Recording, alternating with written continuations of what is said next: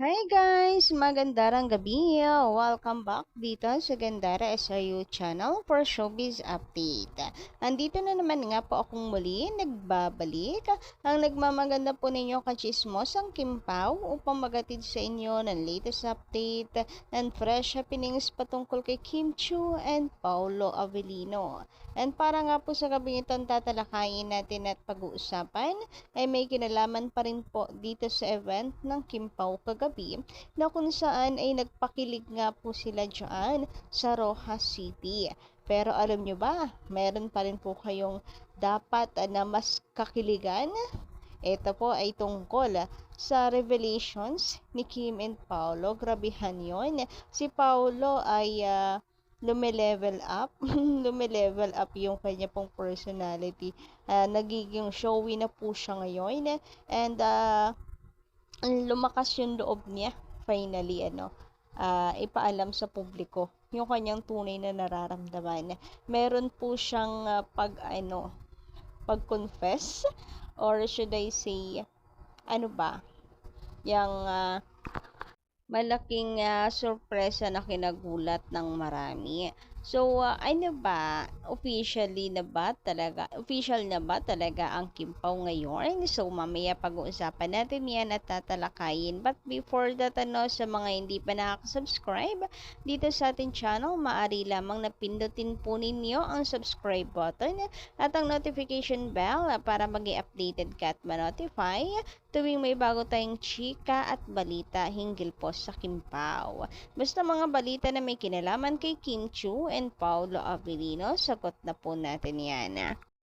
So, eto na nga, sino po ang mga hindi pa rin nakaka-move on sa mga kaganapan kahapon sa pasabog ng Kimpaw kahapon sa kanila pong performance sa Rojas City. Meron bang nakaget over na?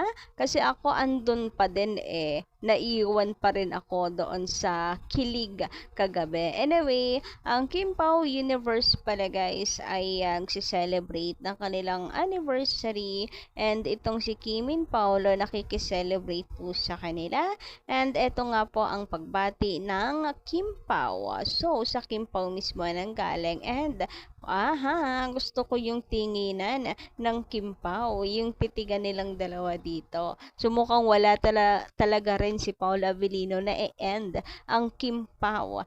Based po sa nakikita natin sa kanya at sa kanilang dalawa ni Kimi. So, nakakatuwa lamang din guys yung journey ng Kimpaw fans. So, patatag ng patatag, patibay ng patibay si Kim and Paulo at mga fans. Hello! Hi! Hello sa lahat ng Kimpaw Universe! Happy anniversary! Happy anniversary, guys! Thank you so much sa inyong pagmamahal and for always supporting, for loving, for your time and effort. Thank you so much. Thank you, and I'm sure I'm gonna see your banners everywhere again. So, I'll see you guys. Bye-bye! Pack up na kami! Anyway, speaking of Kim Pao, so eto guys, congratulations po kay Kim and Paolo for being crowned Love Team of the Year. Huy, grabihan nga naman yun. So, wagi na naman po ang Kim Pao. Ang Kim Pao. So, yung humahakot ng award at humahabol pa talaga bago matapos po ang taon. So, finally, hindi na lamang po nominado. Ito po ay panalo na, nakuha na po natin ang crown. So, thank you so much guys sa pag-support at pagmamahal sa Kimpaw. Sabi nga dito, congratulations #Kimpaw for being crowned Love Team of the Year. Your undeniable chemistry and captivating performances have captured the hearts of fans everywhere. Here's to more milestone and love-filled stories that inspire and delight us all. #Kapamilya Stars Pool 2024. Kapamilya Stars Anniversary Pool 2024 Love Team of the Year winner. Kim Pao, Kim Chu, and Paulo Avellino. Huy, grabe yan ngayon. And of course, congratulations din sa mga fans because guys, hindi lang po ito success ni Kim and Paolo, kundi success din po ito nating mga fans.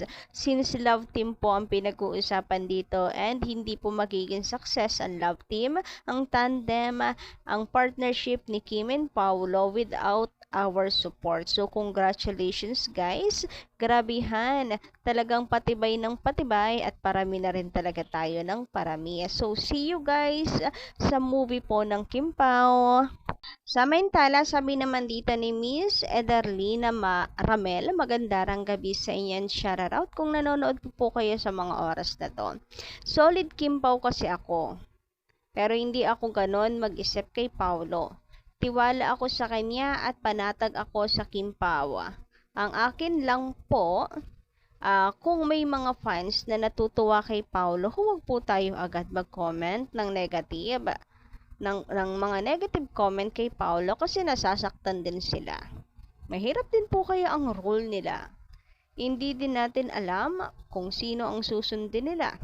Kasi ang mga fans, may ayaw, may gusto, may natutuwa at hindi natutuwa sa mga ginagawa ng mga iniidolo natin. Sana gawin natin na iisa ang agos natin, huwag susuba sa agos. So ang ganda nung huli niyong sinabi, sana tayo pong lahat sana ay yung gawin nating iisa lang ang agos.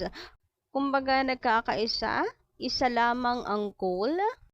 At the same time, huwag masyadong sinasakal si Kim and Paolo. Kasi tulad nga nung sinabi dito, hindi na nila alam sino yung susundin. Grabehan naman talaga. Samantala, dumako naman nga po tayo dito sa pagbibigay ng flowers ni Paolo kay Kimi.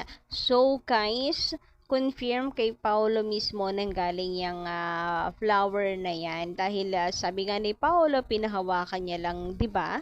So, kay Paolo talaga nang galing yan. And, para talaga kay Kimi. Anyway, natandaan nyo rin po ba yung pinapikit ni Paolo si Kim? And then, si Paolo biglang tumakbo, palayo. So, akala natin lahat nagtago lang talaga siya dahil nga sa nagpo-promote sila ng My Love Will Make You Disappear. So, ang gets ni Kimi, nag-disappear si Paolo Avellino, kaya nagtago. So, akala niya, nagjo-joke itong si Paolo, pero po pwede rin na kaya pala niya pinapikit si Kimi kasi pagmulat niya, ibibigay niya yung flowers kay Kimi. O, diba? How sweet. Kaso, yung pinuntahan ni Paolo, wala na pala dun yung flowers, nasa harapan. So, nasira yung surprise ni Paolo. Sayang naman. Ang sweet siguro talaga nun at hiyawan ng mga tao na pagmulat ni Kim, nasa harapan niya si Paolo, may hawak-hawak na flower para sa kanya. Huy, sayang, epic fail, pero nakakakilig pa rin naman. Sabi nga po dito, from Miss Kitty Bells, magandang gabi kung nanonood at gising pa rin po kayo ngayong oras na to. Ako gandara ha, eto ang nasa isip ko kasi napanood ko din ang live. Nung pinikit ni Kim ang mata niya, kukunin siguro ni Paolo yung flowers, kaso nasa harap pala ng stage ang humahawak, hindi sa likod. Ang labas tuloy, parang nag-joke si Pao. O di ba pwede rin naman talaga, and how sweet and romantic po nun. Panigurado hiyawan po ang mga tao. Kaya may pagtakbo itong si Paolo Avellino. 'Di ba? Na-imagine nyo rin. So, baka nga malakas ang loob ni Paolo palangga taka kay Kimi. Kasi yon, pag-confess na talaga ni Paolo Avellino kay Kim. Anyway, eto nga, sabi pa dito, pina-order ni P. Silent giver yan. True, a trusted fan as he likes surprising Kim. Paolo knows her kilite. Else, how could Kay fall for him considering she done with 2 actors pa man, di ba? Sabi ni Pao, pinahawakan niya lang daw yan para kay Kimi talaga yan. Wow, suwerte nga ng pagpalangga ni Pao kay Kim. So, analysis nga ng mga fans, mala proposal ang peg. So, ayun si Paolo, napaka-showy na po, ma-effort na din. At the same time, parang pag-confess nga, hindi lang po kay Kimi ng I love you, mahal na mahal kita, kundi po sa mga fans. Imagine niyo kung gaano ka-romantic itong ginawa ni Paolo. At the same time, naaalala niyo tong bulungan ng Kim Pao. Akala ko nga kinis sa noo ni Paolo si Kim, pero nagbulungan po ang dalawang ito, and maybe di ba si Kimi talaga yung lumapit sa kanya, maybe natanggap na daw ni Paolo ang matamis na oo ni Kim. Based po sa mga naniniwala na ngayon pa lang nag-start ang relationship ng Kim Pao. Pero meron din namang iba na nagsasabing sila na nga talaga matagal na, pinakilala na nga sa family. Pero yung iba sinasabing pwedeng yung pagpapakilala sa family is panliligaw formal ni Paolo Avellino sa pamilya, pagpapaalam ng kanyang intensyon kay Kimi through her family, para formal at alam ng buong pamilya ni Kim na seryoso siya sa nararamdaman niya kay Kim Chiu. So ayun, anong say niyo dito? Talaga bang official na ang Kim Pao? For me, it's official talaga. It's official.